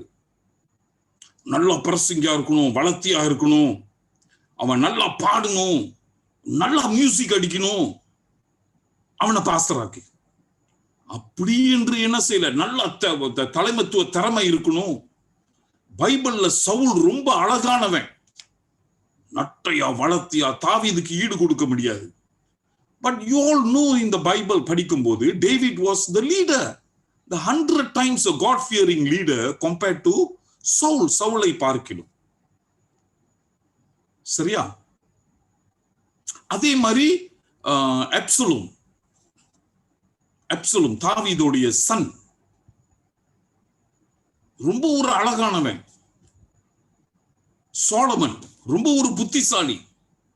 கேரக்டர் ப்ராப்ளம்ஸ், கேரக்டர் ப்ராப்ளம், 2 பேர்த்துக்குமே கேரக்டர் ப்ராப்ளம். இதோடைய மகன் எவனுக்குலாம் ஒழுங்கான கேரக்டர் இருந்துச்சு? சரி, பரவாயில்ல, அது வேற இஷ்யூ. Character problem. பட் இந்த இடத்துல பவுல் ஒரு மனுஷனை தேர்ந்தெடுக்கும் பொழுது போதகரா கேரக்டரை பாரு என்று சொல்லுகிறாரு. 3 காரியத்தை குறிப்பிடுகிறாரு. அதாவது 3 கேட்டகரி, 3 குறிப்புக்குள்ளாரு. 6வது வசனம், அவனுடைய குடும்பம் ஒழுங்கா இருக்கணும், அவனுக்கு குடும்பத்துல சாட்சி இருக்கணும். குடும்பத்தை பார்க்க முடியாதவன் எப்படி நீ சர்ச்சை பார்க்க போற? சர்ச் ஒரு பெரிய குடும்பமாச்ச, சின்ன குடும்பமே உன்னால சமாளிக்க முடியாட்டி பெரிய குடும்பத்தை என்ன செய்ய போற, நீ எப்படி சமைக்க போற? 6வது வசனம் படிங்க, படிங்க, டக்குன்னு படிங்க. We will read this and we have done. குற்றச்சாட்டப்படாதவனும் ஒரே மனைவியுடைய புருஷனும் துர்மார்க்கன் என்றும் அடங்காதவர்கள் என்றும் பேரெடுக்காத விசுவாசம் உள்ள பிள்ளைகளை உடையவனாகிய ஒருவர் இருந்தால் அவனையே ஏற்படுத்தலாம். ஒரே பொண்டாட்டி உனக்கு இருக்கணும். திரும்ப வேற தவறான உறவுகள், நெருக்கங்கள் உனக்கு இருக்கக்கூடாது. 2வதாக உன் பிள்ளைகளும் ஒழுங்கா இருக்கணும்ல. நீ பிள்ளைகளை எப்படி வளர்த்த என்று நம்ம பார்க்கணும். You understand? 2வது பாருங்க, தனிப்பட்ட முறையில் அவன் எப்படி இருக்கணும். 7-8. ஏனெனில் கண்காணியானவன் தேவனுடைய உக்கிரக்காரனுக்கேற்ற விதமாய் குற்றச்சாட்டப்படாதவனும் தன் இஷ்டப்படி செய்யாதவனும், அப்புறம் முற்கோபம் இல்லாதவனும், மதுபான பிரியம் இல்லாதவனும்,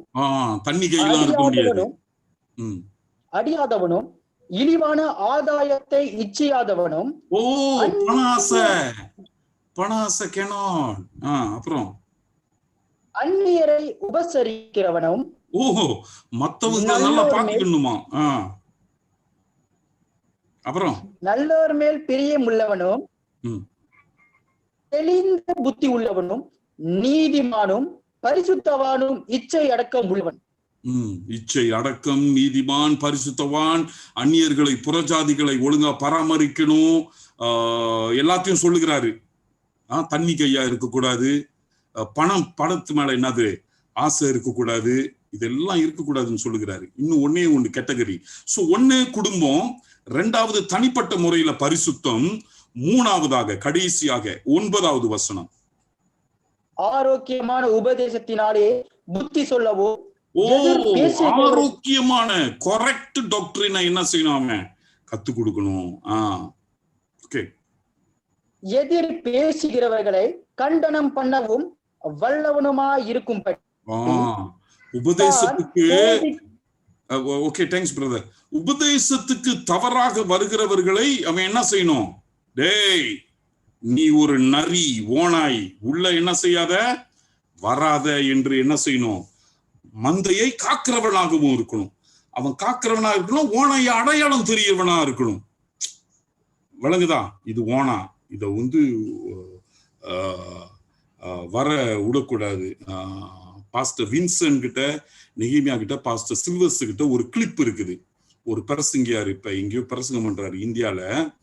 அவரு பிரசங்கத்துல சொல்றாரு, அவரு நரகத்துக்கு போனா பாவம், அங்கதான் போவாரு பொழுது. அவர் போற ரேட்டை பார்த்தா காடஸ் மர்சி, நம்ம ஏன் அப்படி சொல்லணும். அவர் நரகத்துக்கு போனா அப்படியாப்பட்ட பவுல கூட கூட்டிட்டு போயிருவாராம். அப்படியாப்பட்ட பவுலு கூட போனா பவுல் இயேசுவை கூட்டிட்டு போயிருவாராம். அடப்பாரு, எங்க லிங்க் பண்றான் அவனையும் யாரையும்?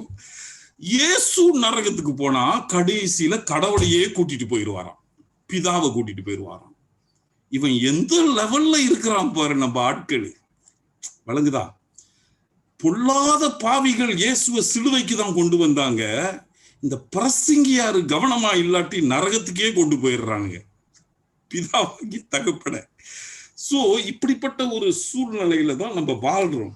சோ அதனாலதான் பவுல் சொல்லுகிறார், டைட்டஸ், நீ நியமிக்கிறவன் எல்லாத்துக்கும் ஆமா சாமி போடுறவனா இருக்கக்கூடாது. ஓநாய்கள் வந்தா அதை தட்டி என்ன செய்யணும்? விரட்டணும் அப்படி என்று சொல்லுகிறார். சரியா? I will close with this. இதோடு நான் முடிக்க விரும்புகிறேன். நீங்க திரும்ப போய் இந்த பகுதியை படிங்க. the whole chapter homework கொடுத்துறேன். அப்புறமேல ஒண்ணு சொல்லிட்டு முடிச்சிடுறேன். how do you find a church, or when should you leave the church? Okay, number 1. homework tulis.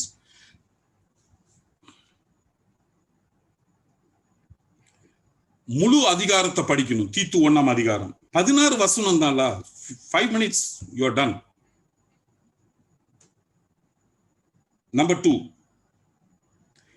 ஏன் சரியான தலைமத்துவம் சபைக்கு தேவை இந்த நாட்களில்? நம்பர் 2, ஏன் ஒழுங்கான தலைமைத்துவம் இந்த நாட்களில் சபைக்கு தேவை? நல்லா பாடுறாரு இவரை தலைவராக்கி. இன்னைக்கு நிறைய பேர் அப்படி இருக்கிறான். நல்லா பாடுறா, அடுத்த நாள் பாஸ்டர் ஆயிடுறான். No good. இந்த அழைப்பு அது வேற, அது பிறகு பார்ப்போம். ஏன் சரியான தலைமத்துவம் இந்த நாட்களில் சபைக்கு தேவை? 3வது, third homework, நல்ல தலைவனுக்கு அடையாளம், கெட்ட தலைவனுக்கு அடையாளம். எல்லாம் 1ஆம் அதிகாரத்துல தான் இருக்குது. இங்க போட்டுட்டு அங்க போட்டு பரத்தி பார்த்தீங்கன்னா உங்களுக்கு கிடைச்சிரும் பதில். சும்மா வசனத்தை எழுதாதீங்க. Write in your own words, உங்க வார்த்தையில. You must start thinking. Okay, 3 திரும்ப சொல்லிடுறேன். ஏன் சரியான தலைமத்துவம்? 1வது போடு pastor Sylvester. Sylvester, the question number 1. Why do we need proper leaders in the church today? இன்னைக்கு அப்பனா இன்னைக்கு நீங்க பார்க்கணும். நீங்க எங்க இருக்கிறீங்கன்னு தெரியல எனக்கு, எந்த சர்ச்ல. அந்த சர்ச்ல why do we need proper correct pastors? I'm not asking you to condemn your pastors. I'm generally asking you why we need in the timeல. இரண்டாவது கேள்வி, நல்ல தலைவர்களுடைய அடையாளம் பொல்லாத என்னடா இது?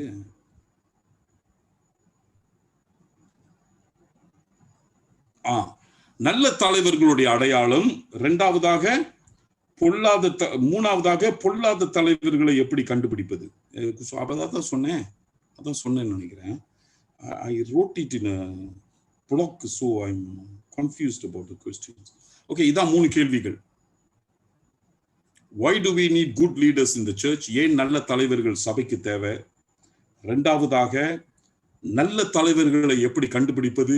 மூன்றாவதாக பொல்லாத தலைவர்களை எப்படி கண்டுபிடிப்பது? Paul is telling a lot of things, அங்க ரகசியம் இருக்குது, சீக்ரெட் டக்குன்னு கொடுக்குறாரு. நீங்க படிச்சு பாருங்க. பைபிள் இன்வெஸ்டிகேட்டர் நீங்க, கான்டெக்ட்ஸ் மறந்துடாதீங்க. You are an investigator. You must go into the Bible asking questions. பைபிள்ல உள்ள கேள்வி மட்டும்தான் நீங்க, பைபிள்ல உள்ள பதில் மட்டும்தான் எழுதணும். சரியா? முக்கியமா அன்பானவர்களை, கடைசியா நான் சொல்றது இதுதான், முடிச்சிடுறேன். ஒரு சபையை நீங்க தெரிந்தெடுக்கும் போது, அல்லாவிட்டால் அந்த போதகர் சத்தியத்தை பிரசங்கம் பண்ணுகிறாரா என்று கேட்க வேண்டிய கேள்வி முத கேள்வி இதான். ஏன்னா இங்க நீ ராங்கா போனா சர்ச் அர்த்தமே கிடையாது, அது சர்ச் கிடையாது. சத்தியத்தை பிரசங்கிக்கப்படாத இடம் சர்ச் கிடையாது, அது ஒரு சங்கம். It's a society. It is an organization. You want to go to a church, not to an organization or a society. You understand? In a church, truth must be preached. I feel very strongly about it. So அதனால தான் இந்த Bible study, நாளைக்கும் Bible study. This is why we are doing, because we want you to know the truth. Most especially நீ ட்ரூத்தை கண்டுபிடிக்கணும் சொந்தமா. அதுதான் என்னுடைய ஆசை. அதனாலதான் இவ்வளவு இந்த பேக்ரவுண்ட்லாம் உங்களுக்கு சொல்லி கொடுக்குறேன், which I will do until we finish Titus. Is the truth being preached? ரெண்டாவது the character of the pastor. The character of the pastor. I hear so many things in our country. எல்லா சர்ச்சிலையும், traditional சர்ச்சிலையும், பாரம்பரிய சபைகள்லையும் சரி, தனி சபைகள்லையும் சரி, பொல்லாத போதகர்கள், பொல்லாத பழக்க வழக்கங்கள், பொல்லாத உறவுகள் வைத்துக் கொண்டிருக்கிறாங்க. சனிக்கிழமை பொல்லாத உறவு, ஞாயிற்றுக்கிழமை வந்து பிரசங்கம் பண்றான். அவன் சேர்ச்சில் ஆள் இருக்கு. காசு திருடுறான், சுருட்டுறான், அவனையும் பின்னால போய்கிட்டு தான் இருக்கிறான். கணக்கு கொடுக்க மாட்டேன் யாருக்கும், நான் தேவையில்லை, நான் தான் ராஜா, நான் தான் மந்திரின்றான், அப்படின்னு போறாங்க. பைபிள்ல இல்லாததை என்னென்னமோ சொல்றான், அப்பையும் பின்னால போறாங்க. விளங்குதா?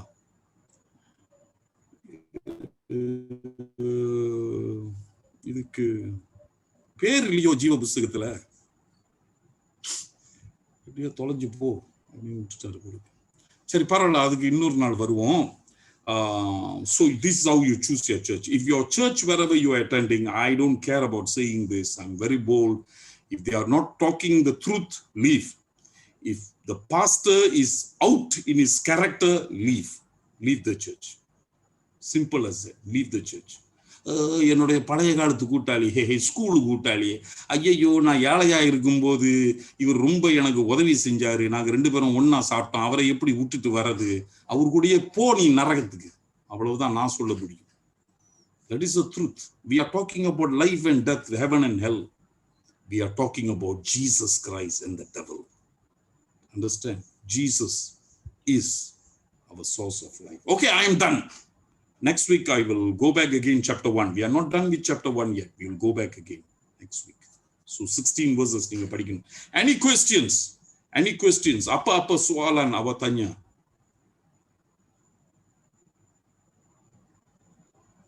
இல்ல. Praise Lord pastor, ஒரு question இருக்கு pastor. Yeah.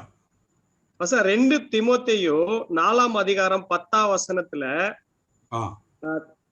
தீத்து தல்மாத்தியா நாட்டிற்கு போய்விட்டார்னு இருக்கு இல்லைங்க பாஸ்டர். இந்த தீத்துவும் நாம படித்து கொண்டிருக்கிற தீத்துவும் ஒரே தீத்துங்களா? ஆமா, same Titus. It's same Titus. 2 Timothy எழுதும் பொழுது Paul is already like the last letter. இன்னும் 2 தீமோத்தி வந்து கடைசி கடிதமாச்சு. கடைசி கடிதம். பவுல் வந்து சிறைச்சாலையில இருக்கிறாரு. Paul is in jail. The pastoral letters என்று சொல்லுவாங்க. 1 தீமோத்தியு, 2 தீமோத்தியு, தீத்து, இந்த 3 புஸ்தக கடிதங்களும் பவுல் சிறைச்சாலையில இருக்கும் பொழுது, 2 தீமோத்தி எழுதும் பொழுது அந்த சிறைச்சாலையில இருந்து ஒரு தடவை வெளியே வந்துட்டு 2வது தடவை போவார் அந்த சிறைச்சாலைக்கு, திரும்ப வரமாட்டாரு, சாவடிச்சிருவாங்க பவுல. So it is the last. So Paul is in jail. அப்ப அந்த டைம்ல வந்து தீமோத்தியுக்கு எழுதுவாரு, நீ வா, நீ கொஞ்சம் ஃப்ரீயா இருப்ப, எனக்கு இந்த குளிர் சட்டை, இந்த படிக்கிற பாடங்களை கொண்டு வா. ஏன்னா என் கூட இருந்தவங்க எல்லாம் they have already left. Probably Luke is with him. We do not know. Luke ஒருவேளை அவர் கூட இருந்திருக்கலாம் அந்த டைம்ல, அல்லாட்டி லூக்கும் எங்கேயாவது போயிருக்கலாம். ஏன்னா sometimes in his travel Luke was not there. So லூக்கும் எல்லாம் ஊழியத்துக்குன்னு போனவர்கள். பவுல் அவருடைய சுயநலத்துக்காக யாரையும் அவர் பிடிச்சு வைக்கல. ஆனா 2 தீமோத்தி எழுதும் போது is already quite old, weak, suffering in a prison. அப்ப சொல்லுகிறார் தீமோத்தியு கிட்ட, Titus was such a help, but he has already gone for ministry. எப்படி கொரிந்து, கிரேத்தா அப்படி போனாரோ, Timothy was running, Titus was running around and டல்மேஷியா ஊருக்கு போயிருக்கிறார். யூகோஸ்லோவேக்கியான்னு கேள்விப்பட்டேன் இந்த நாட்கள்ல. யூகோஸ்லோவேக்கியா சொல்லுகிறோம்ல, பாஸ்னியா, ஹெர்சோவினியாவா, அந்த ஊர் பக்கம். Thank you pastor. Okay, anything else? இல்ல, டைட்டஸ் எப்படி முத பால் மீட் பண்ணாரு? அது டைட்டஸ் எப்படி முத பால் மீட் பண்ணாரு? ஓகே, இது வந்து 2 விதமான கருத்துக்கள் இருக்குது. சிலர் சொல்றாங்க Titus was a convert of Paul. ஏன்னா அவர் வந்து என்னுடைய beloved son என்று சொன்னதுனால, என்னுடைய நேசகுமாரன் என்று எழுதுகிறார்ல தீத்து புஸ்தகத்துல, அதனால அவங்க சொல்றாங்க ஒருவேளை டைட்டஸ் வந்து பவுல் மூலியமாக இந்த புறஜாதி ஊர்களில் ரட்சிப்படைந்தவர் என்று சொல்லுகிறாங்க. சிலர் என்ன சொல்லுகிறாங்க, Titus was actually converted in Jerusalem, எருசலேம்ல. பட் அந்தியோக்ல, நீங்க அதையும் படிப்பீங்க, நீங்க அப்போஸ்தலர் புஸ்தகத்தை படிச்சீங்கன்னா, அந்தியோக் சபைகள் வளரும் பொழுது எருசலேம்ல இருந்து சபை தலைவர்கள் அந்தியோக் சபைக்கு அனுப்பப்படுவாங்க போய் பார்க்கிறதுக்கு. அது கூட வந்த ஒரு கூட்டத்துல டைட்டஸ் ஒருத்தர், யாக்கோபு கூட. So but Titus stayed back in Antioch with Paul. He was very impressed with the ministry. James திரும்ப வந்த பிறகு டைட்டஸ் வந்து அந்தியோக்ல அப்படி தங்கிட்டாருன்ட்டு. எங்க சந்திச்சாங்க என்று திட்டவட்டமாக நமக்கு குறிப்பிடல. ஆனா இந்த 2 காரியங்களை நம்ம வேதாகமத்தின் அறிவை வச்சு யூகிக்க முடியும். ஒண்ணு, தீத்து எருசலேம்ல மனம் திரும்பினவரு அப்போஸ்தலர்கள் ஊழியத்துல.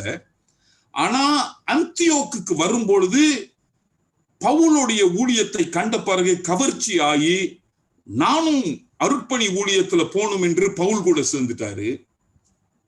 அல்லாட்டி பவுல் புறஜாதிகள் மத்தியில ஊழியம் செய்யும் பொழுது ரட்சிப்படைந்தவர் it's possible Titus, because Titus is a Gentile. So was he converted in Jerusalem or was he converted in a Gentile nation? We do not know during Paul's ministry. So it's like that. So yeah, anything else? Anybody else? Question இருக்கும்னா நீங்க எழுதி வைங்க. We will handle each session or 2 or 3 questions because we do not have much time. Shall we pray? We'll pray. So next week we will meet again 8 to or 9:10 கொடுங்களே. I will not push the time, sorry. My idea is 40 minutes, but 40 minutes is not enough. 8 to 9 we will try to finish it by then. என்னுடைய மெட்டீரியலை நான் கொஞ்சம் குறைச்சிடுறேன்.